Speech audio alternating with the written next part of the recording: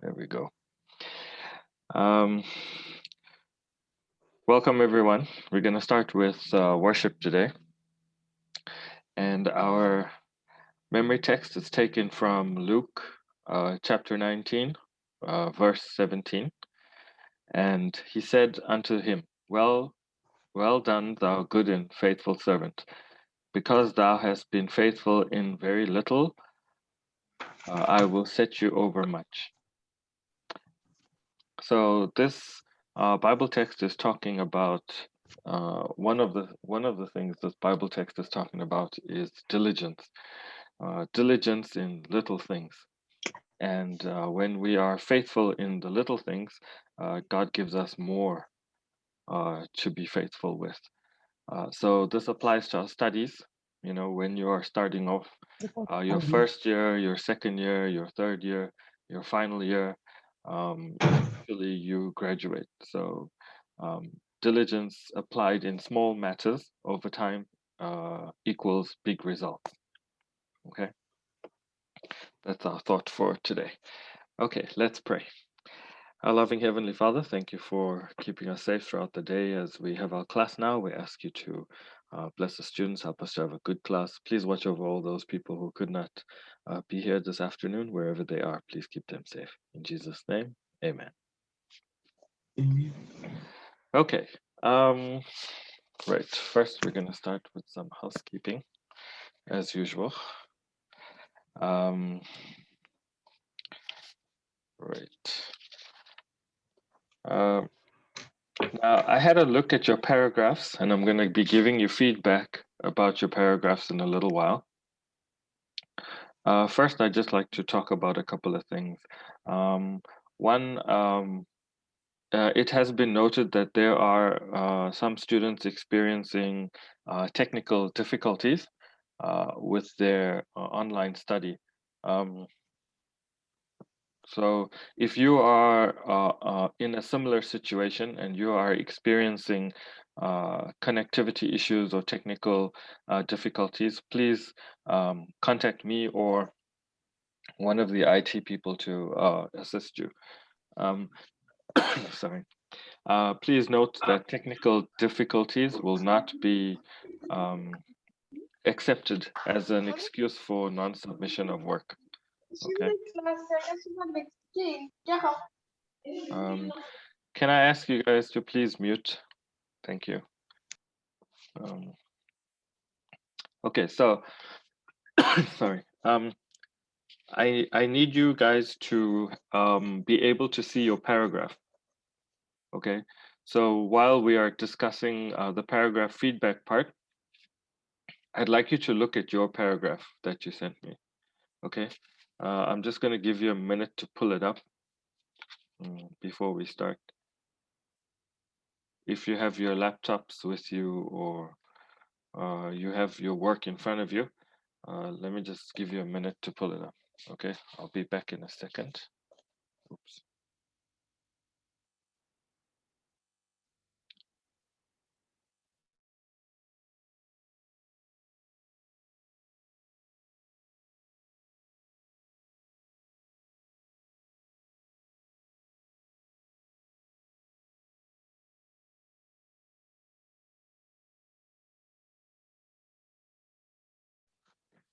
Okay, you should have it in front of you. I think I have my screen in front of me. Okay, so I'm going to give you a little bit of feedback um, for the paragraphs. So, as you know, on our Google Classroom, there is a list of numbers, right? Let me just show you what I'm looking at. Um, you will see this. Okay, so I posted on Google Classroom. These are the student numbers. These are the student numbers of people I did not receive work from, right? For the second submission, with the references and the format, cover pages, etc., etc. Okay, if your number is there, um, I would encourage you to contact me via email to let me know what happened. as the due date is past and you can't really submit work now because the date has passed.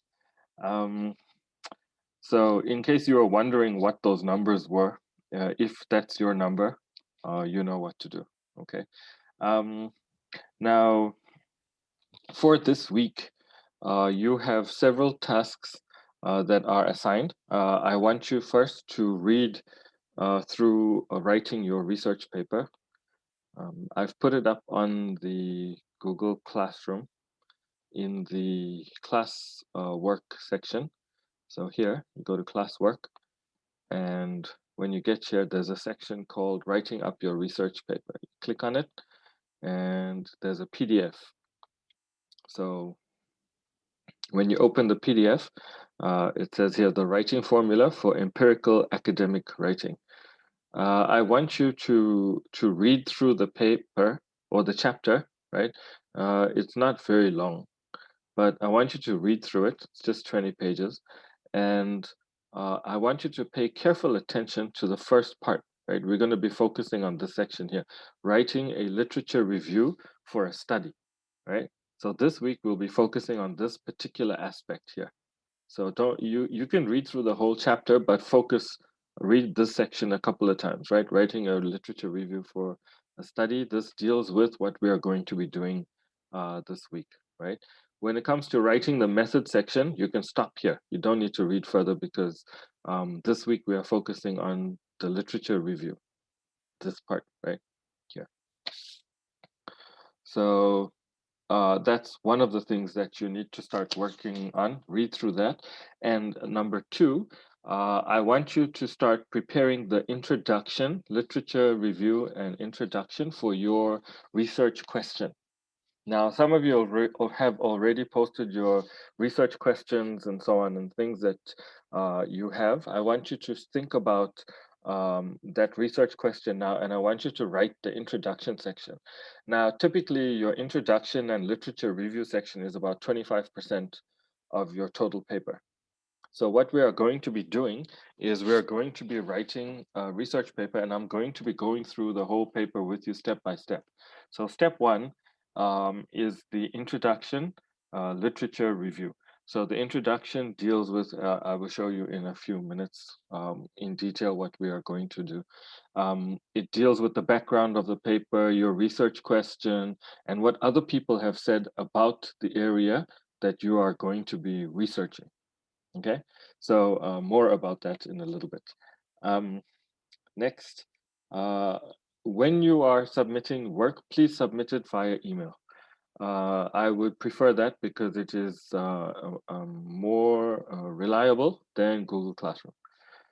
Okay, not saying Google Classroom is not reliable, but the email is keeps a record and a timestamp and so on, so it's easier. So submit your work via email.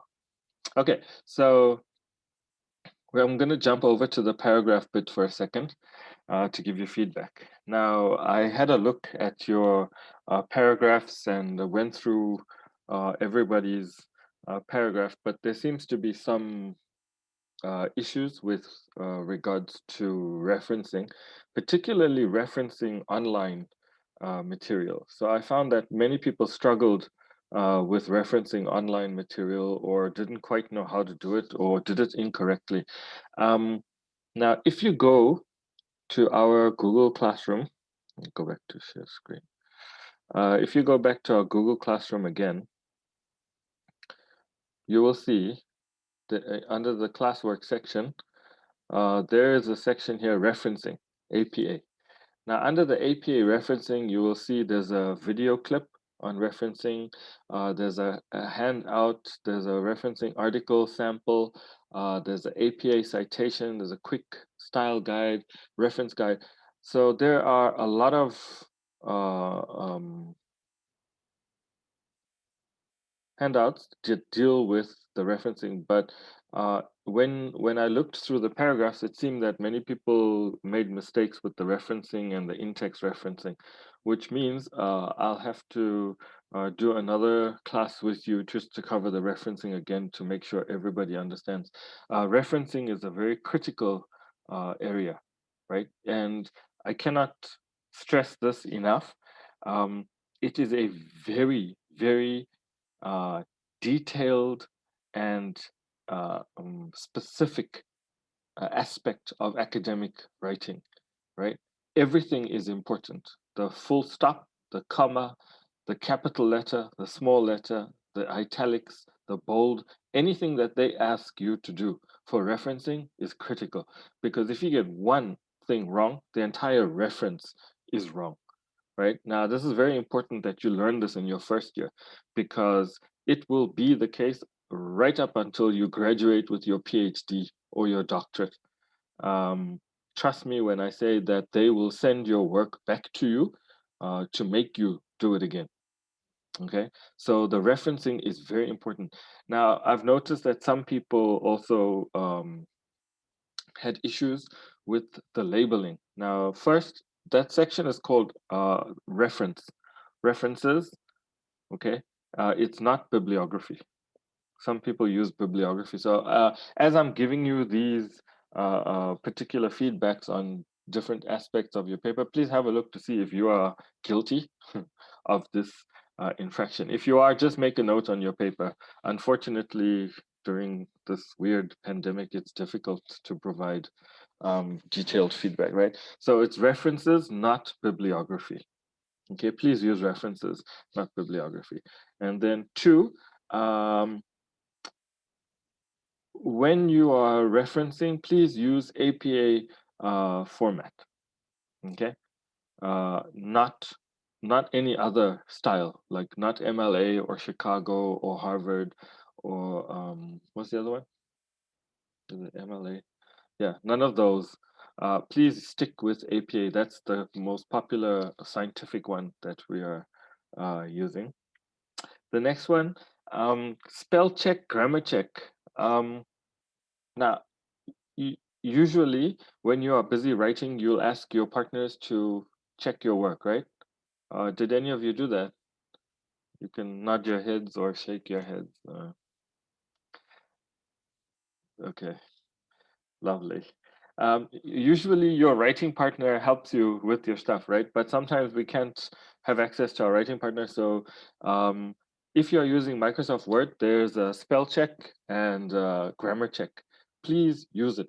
It will show you mistakes. Now, I'm not saying that your English sucks. What I'm saying is that when we write stuff, stuff happens, right? Even if you are a professor, you will find spelling mistakes and missing details and things that your friends will pick up or the editors will pick up and they'll send it back to you, right? So use spell check and use grammar check. That will help you with your, well, spelling and grammar. Of course, it's not 100% foolproof, but it will keep you on your toes.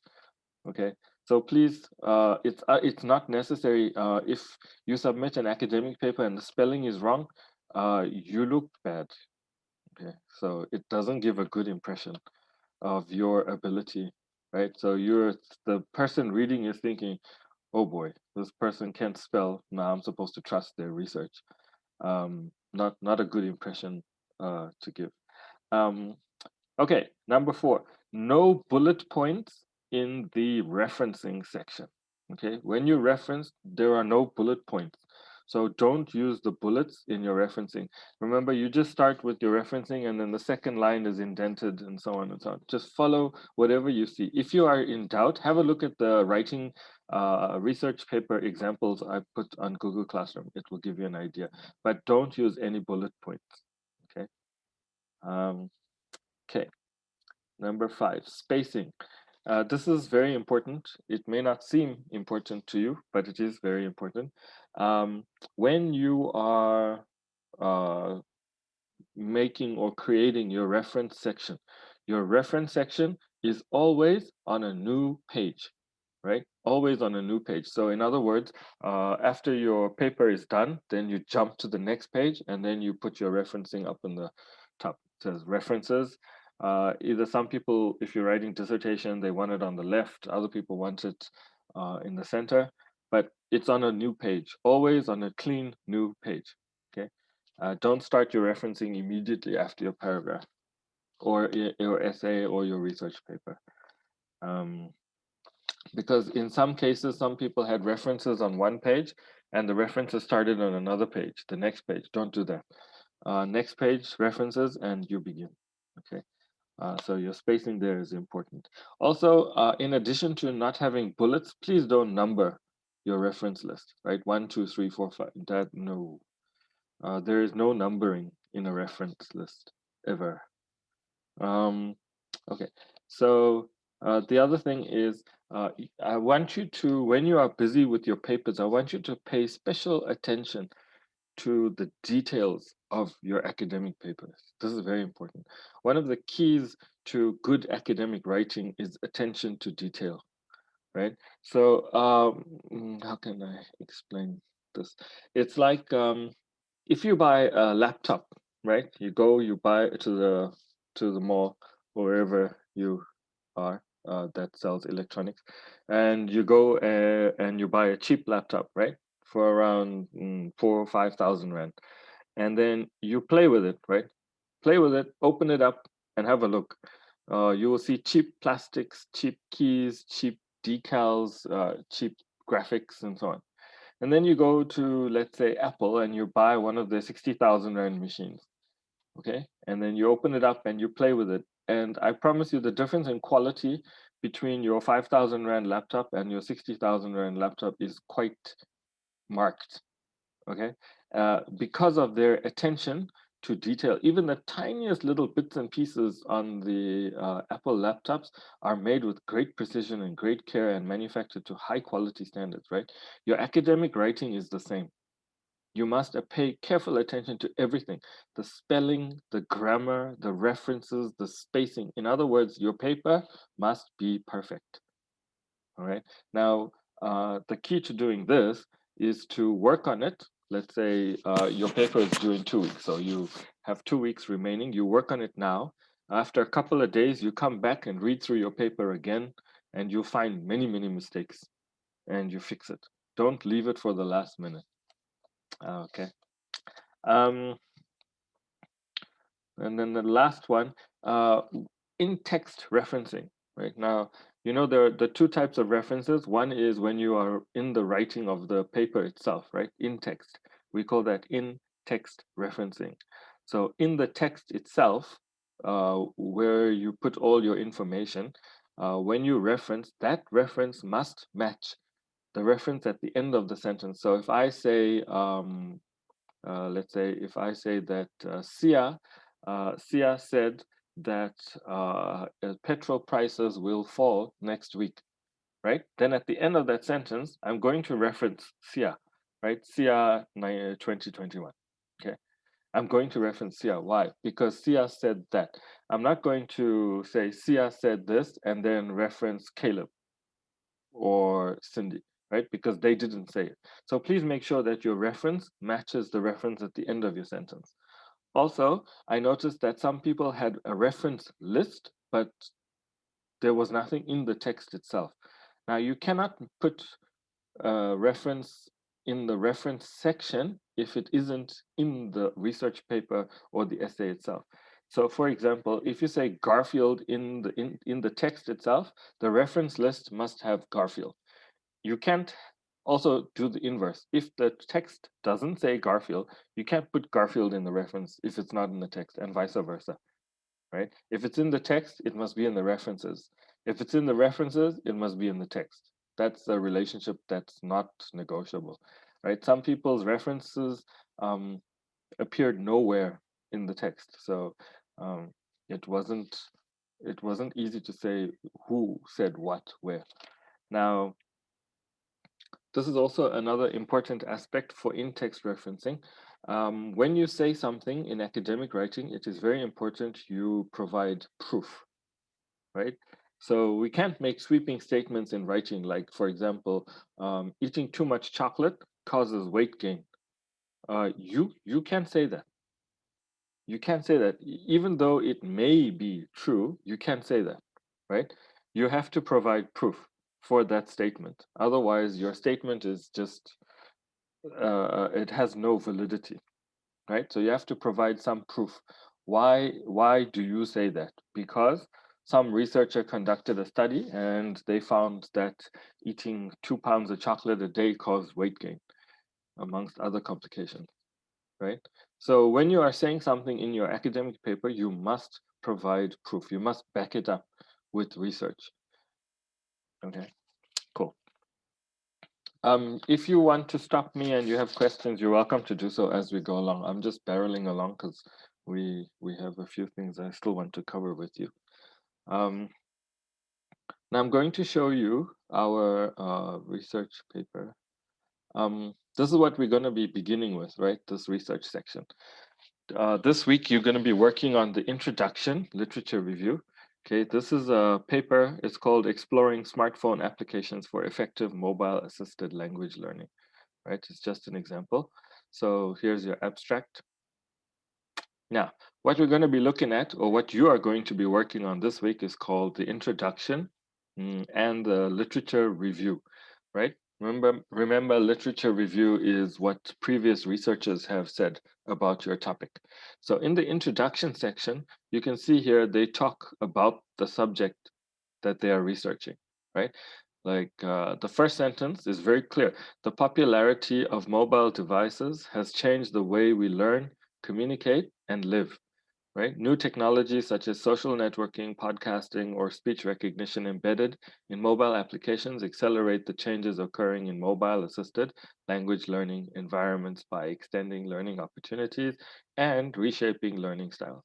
So basically, they're describing the area, what they're going to do, what topic they're dealing with, and you can have a look, right?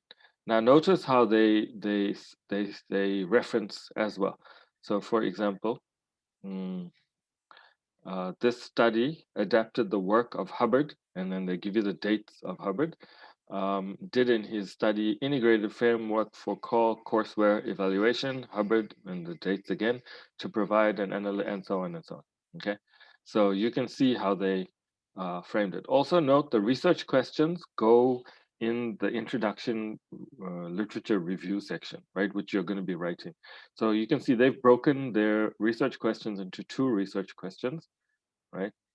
Then they give you the background, right? The concept of mobile learning. You can have a look at this at your own time. I also put this up. I will put it up on Google Classroom. There's also a sample. You can have a look at the research paper. It will also give you some idea. You can see they went into great detail introducing the research, why they're researching it, and so on and so on, right? All the information about the thing before getting to research methods. So don't worry about the research methods. That's the next section. We're not going to focus on that. So this week, I want you to just work on your introduction, this part here, the introduction and literature review of your paper. So look at your research question and start to write the introduction to your research question, okay? Um, in addition, I want you to read the chapter 8 that I uploaded and your the section specifically focusing on the literature review. Now, some people did a very good job with the academic essay, with the academic paragraph. It looks like you understand. Others, not so much. So please, when it comes to the referencing section, please go and have a look at the APA handouts that I've provided, right? You might want to work with your partners on this. Your writing partners can help you, or your groups that you have, your study groups, get together with your study groups and start. Remember how I explained in the beginning, right? You start by brainstorming, make your mind map, do an outline, and you start working on your introduction. Remember, you must assume that the person reading your paper has no idea about your topic, okay? Um, you are introducing the topic to them.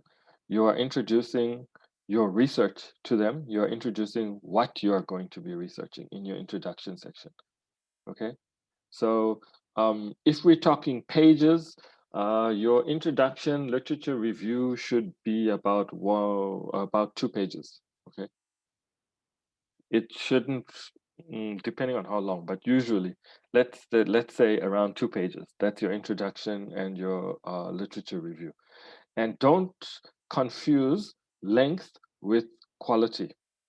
I found in South Africa, people are obsessed with word counts and how many words. That's not important. The number of words is not important, what you say. So keep it concise, keep it clear, and keep it interesting, right? So that your introduction pulls the person in. They want to read your research, not close the cover and toss the paper. Okay. So for this week, we're going to be focusing on the introduction and literature review, and next week we're going to do the method section and so on and so on. And then we'll finally, hopefully, finish our paper before the end of the month, which you will submit as your term paper for this semester. Now, having said that, another important part that I want you to start thinking about is how are you going to collect your data? If you are using a survey, a questionnaire, which I suggested at the beginning because that's the easiest way to collect your data, especially now. If you can contact the people and then tell them that you're going to be sending them a questionnaire via email for them to fill and return to you, that'll be good. If you have people that you trust, please be very careful. In the pandemic, we don't want to put anyone in an unnecessarily risky situation. So if you can contact via email is good. If you are living with 12 family members and you think it's a great idea, you can interview them. They are safe. Maintain social distancing. Remember, wear your mask when you're talking to whomever you're talking to, and you can go ahead and interview them, right? You can also start thinking about what questions you want to include on your list. Okay, so in other words, what kind of questions put together, like let's say 5 questions, and of those 5 questions, you need to phrase how you're going to ask for your particular research section. Okay, or how do you plan to collect your data? Start thinking about that because that's next week in our methods section. We're going to be looking at the data collection and how to write that up. But for this week, we're going to be looking at the introduction and the literature review that you're going to be writing. Okay, that's the guidelines for that are in your um, writing of the research paper. Yes, Larata, go ahead. Sir, I'm not sure. I'm very confused when it comes to this research paper. Ne? So far, we're going to be doing it bit by bit by bit. Is that what it's saying? Yes. So for this week, we do introduction. Yes. Okay. When is the introduction due? Friday. No, there's no due date for the introduction. Just you are going to turn it in at the end of May. Oh, okay. So I'm basically babysitting you through the whole paper because this will be the first time that you would have done something. So I'll be giving you the theory bits in PDF format, the handouts for you to read every week and see. So you can follow along and see how to write up those sections, and then we'll go step by step through the paper. Okay. Okay. Any other questions? Yeah, I wanted to ask, so because academic writing, yeah, whatever, they always have abstracts. So is that also part of this introduction part? No, no, no. The abstract is the last thing that you write. After you've written your entire paper, then you write your abstract. Because the abstract is basically a snapshot of the whole paper that you stick in front of the paper for people to read.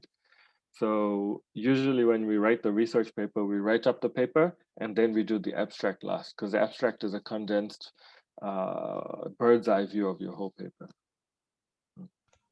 Thank you. Okay, cool. Yeah, go ahead. Thank you. I just want to know, as long as the quality is good enough, can the introduction be shorter than 2 pages, say like a page and a half? And is it fine to have more than 5 questions in the questionnaire?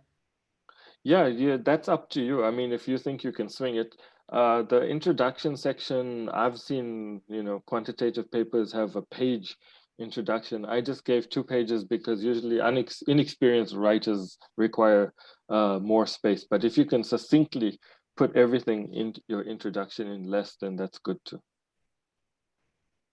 Like I said, Thank you, the sir. quality, yeah, quality, not quantity. Just 2 pages of guidelines so that you guys don't write too much. Because sometimes Thank you. what happens, you're welcome. Sometimes what happens is people write so much in the introduction, and then the actual core or the heart of the paper is a couple paragraphs, which is not a good quality paper. Okay, I think that's it. Also note, should you not be able to catch our classes, because that's where I make all the announcements and stuff, you must please watch the video. I will usually post the videos on YouTube and put the links on Google Classroom. So if you can't make it to class, that's fine. Make sure that you watch the videos on the YouTube. I don't get paid for those videos. That's just by the way. It's if you watch it, then you get some information about what's expected from you. Okay, because that's a kind of way for us to control people, you know, not attending classes, because we do have classes online, and then many students are confused about what they have to do, and they don't submit work, and then they usually tell me they didn't know, but it was said in class. So I encourage you, even if you manage to miss the class, watch the video so you know what you have to do. So before we sign off, I'm going to iterate one more time, reiterate. 1, please read through the writing up your research paper that's posted on Google Classroom. 2, start working on your introduction/literature review for this week. Okay. And 3, have a look at your APA referencing again. All right. And make sure that when you are doing it, it matches that exactly. Right. And I'll probably put up another tutorial for you on the APA so that you can follow, you know, maybe we need some reinforcement. I see that seems to be an area that requires extra work. All right, cool. Okay, good. Enjoy your day further. Stay dry tomorrow. I believe it's going to rain. If there are no more questions, I guess we'll sign off. You can hit me up on my email. Sorry, Yes, sir. Luca. One more Yeah, question. yeah. Will we get our individual marks on the paragraphs just to see how we are doing? Yeah, you can get your individual marks on the paragraph, but the paragraph assessment was broken down into A, creative, which you received for submission, and B, for which was the academic, which you resubmitted. The only challenge that we have now is that we can't return the marked up scripts like we used to do back in the day before the pandemic hit. But yeah, you can get your marks back. Okay. Thank you. No worries. Sir, Yes. can you please check your emails? Because some of us have been. Yes, I've seen the emails. I haven't had a chance yet to respond to the emails that you guys have sent, but I will be responding as soon as classes are over today. Okay, thank you. Any other questions? Nope. Okay, good. Well, good luck. Have a nice day further. I will see you all next week, and watch your Google Classroom for forthcoming details. All right. Cheers. Thank you. Bye-bye.